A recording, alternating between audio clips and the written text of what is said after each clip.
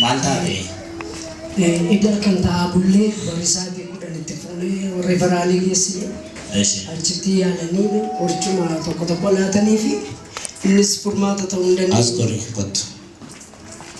Mataa ishee dhaabani. Akkii of hin beektu jechuudha. Beektu bakka. Dhiiga Kiristoosiin hafuuratti deebiseera. Ameen. Jiraataa akka isheen taatu labseera. Ameen. Ameen. Yesuus. Ameen. Lafa kaa'eera. Lafa kaa dhaabatan. Yesuus. Ameen. Ameen. Deemsisi yaa. Ameen. Ameen. Deemsisi.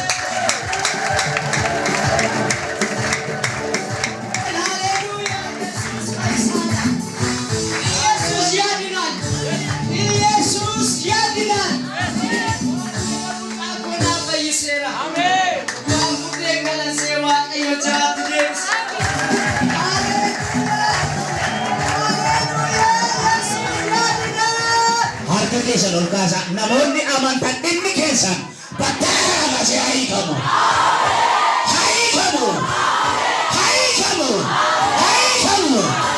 Tidak melakukan Dhiiga Kiristoosiin.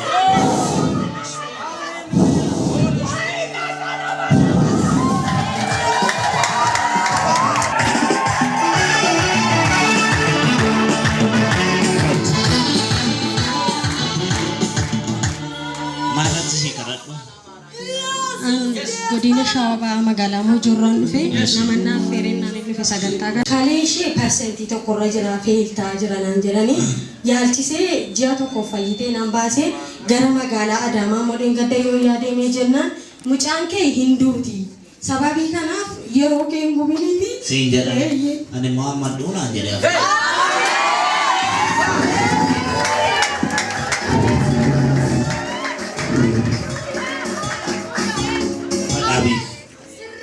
Bella jinna kurra jille sheketa kurra jille pepe seketa kurra jille bedene keta kurra dilia.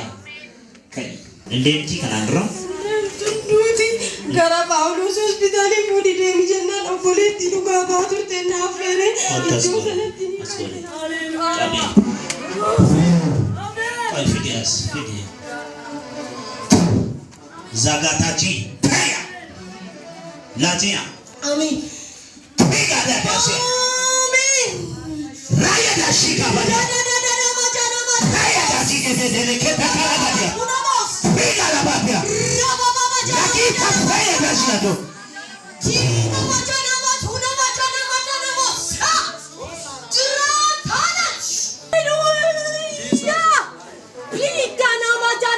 Duka fideli fe.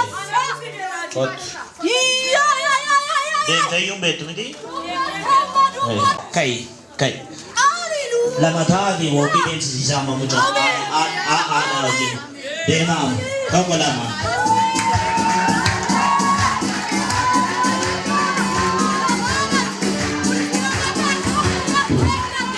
La jana ka tu karibe jana kene bedenia. Harga kesa kami harga ruh teran. Mana kesa kami era. Yesus.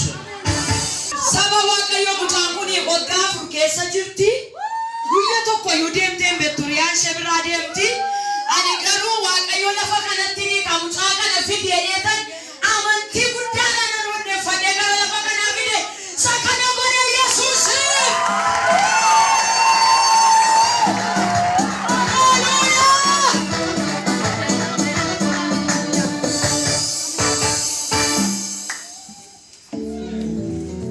Gooftaan si haa galatu.